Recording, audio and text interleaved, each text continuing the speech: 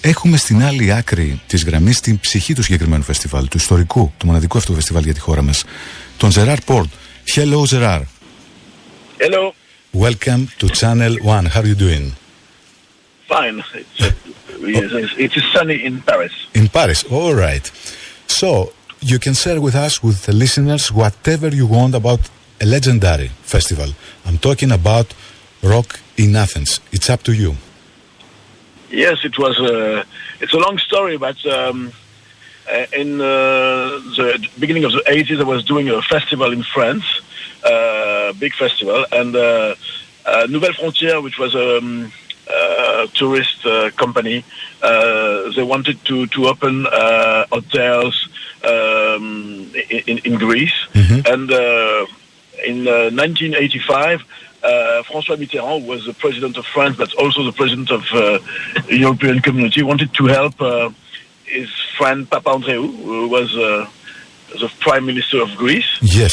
And he told him that he was going to do each year the year of there will be a capital of culture, European culture. Yes. And Athens has been the first city, the first capital to have a very big event for culture. And Nouvelle Frontière, who was our sponsor in France, said, ask us, well, we want to do business in Greece. Will you accept to do a festival for us in Greece? And we say, yeah. We were 25 years old, and we were a bit crazy. Because we should have said, well, we are going to do that for you, and it will cost you that money. And we said, no, we are going to co-produce with us, with you, and we are going to share 50-50 the benefit. But there was no benefit. It was just a bankrupt. So, it was a very big adventure because we, as I told you, we were coming from France. We didn't know really Greece. The first contact we have there after Melina Mercouri and Jules Dassin told us to contact Mr. Kritas, which was a big producer, but he was only doing classic music, so it was not a good one for us. Yeah. And then we contact Sotiris Basiakos. Yes. Who was it was a producer, a rock producer in Greece at this time, and we worked with him, and we convinced Melina Mercouri to give us the Panathinaikou Stadium, and then we tried to have artists. And Melina Mercouri, she wanted to have a culture club. That was the only artist she wanted to see. And it was very difficult for them to play. And the manager of Culture Club said, well, if you want Culture Club, you have to take The Cure. So we say, okay, we take The Cure. Really? And Come on. Yes. Because at the beginning, The Cure were not supposed to be there. But that was a condition of the agent of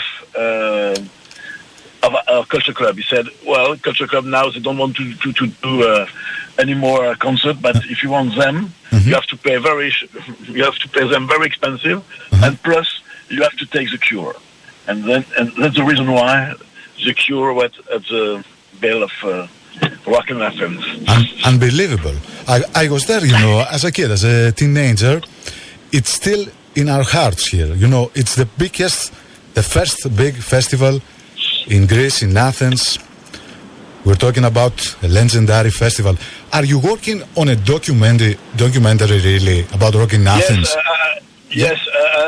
At the beginning, just before the COVID, I was in contact with Greek TV to look at the archives. Yeah. And after the COVID happened, and I stopped. But I'm going to start to do because in France I'm a TV producer, and I'm going to do a documentary because when I read things about this festival in Greece, it looks at like if Melina Mercouri pay for everything. In fact, she pay for nothing.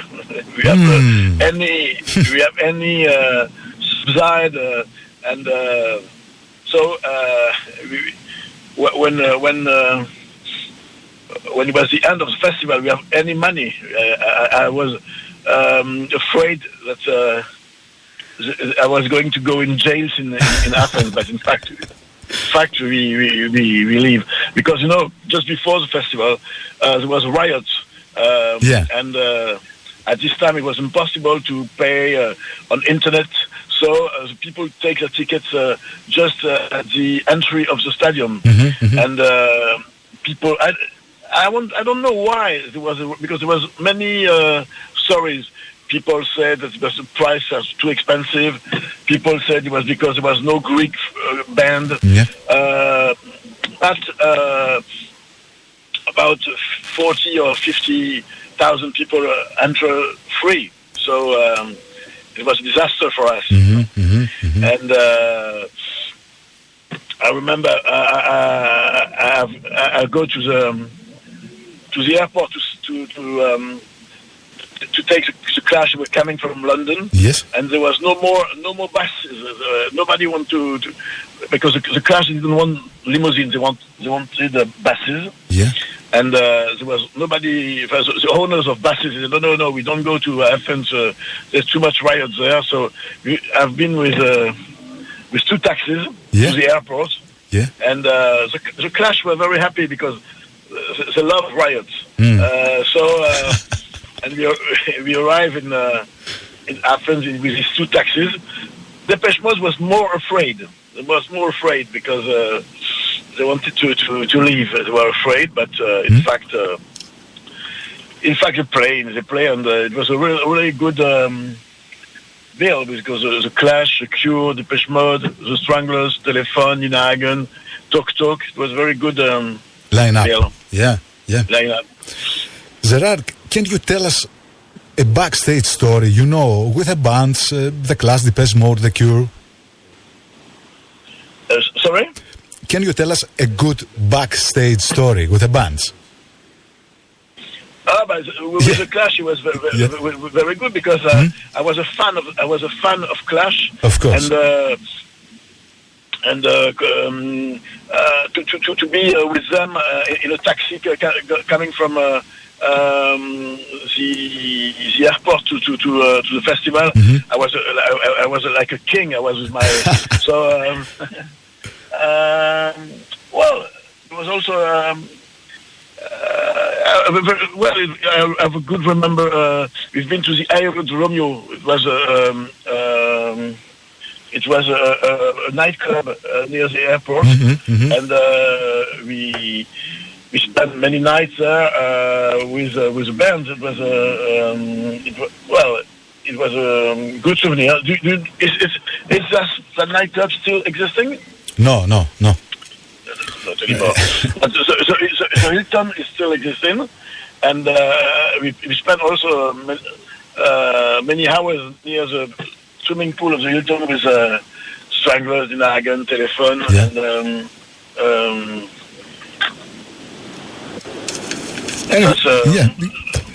I can tell that you're still, how can I say it, in touch with rock in Athens. I'm talking, but you know what I mean. Yes, I have two festivals in France. One called Le Printemps de Bourges, and the other one called Francophonie de La Rochelle, and it's a two big festival. And I like to go to festival. I like to go to. I met the Cure again. I met the Stranglers again. I met the singer of Culture Club also, Boy George, and I know that for them also it's a really good souvenir. All of them in their books, when they talk about a big festival for them, they talk about Rock in Athens. Rock in Athens. All right. But what I want to tell you, that I will be in Greece in probably in the beginning of 23, and if I will be very happy to enter in contact with people who have been like you, who have been there in 1985, to tell me how they live that, and also people in the security, people. It will be interesting to meet them and to interview them for my documentary. Great. So see you in Athens, Gerard. Okay. Yes. We'll meet Thank you very much to call me. Okay. Have a good day.